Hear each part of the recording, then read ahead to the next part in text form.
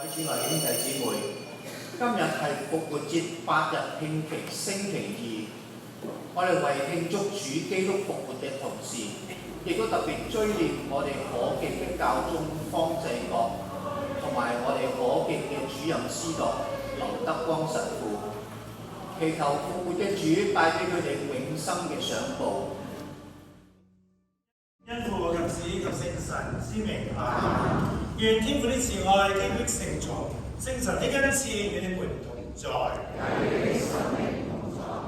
各位弟兄姊妹，請大家一起懇求天主。而家神父會帶領我哋向劉神父嘅遺像鞠躬，請大家肅立，一鞠躬，再鞠躬，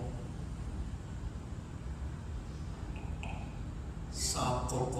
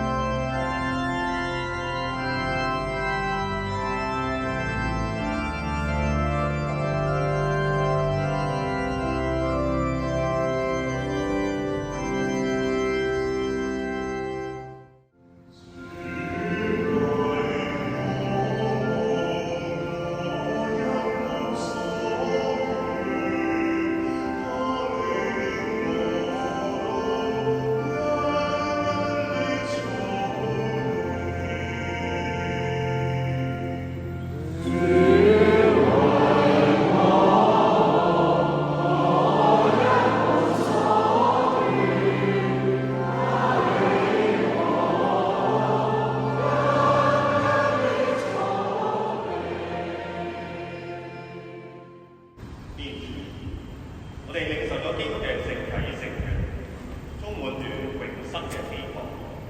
懇求你垂念劉德光神父，佢曾經蒙召為你嘅子民擺設圓滿盛宴，求你都因此佢能夠同所有聖者共享天上永恆嘅筵席。請求你召選更多嘅使徒承先啟後，繼續為你嘅羊群服務。因主耶穌基督之名，我哋俯聽我哋嘅祈禱。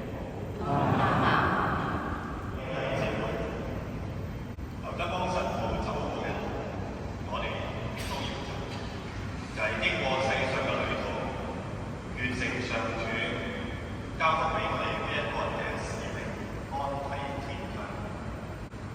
而家世上所有嘅痛苦，再唔能夠困擾我哋嘅弟兄劉德光神父。天主為我哋做佢子女嘅，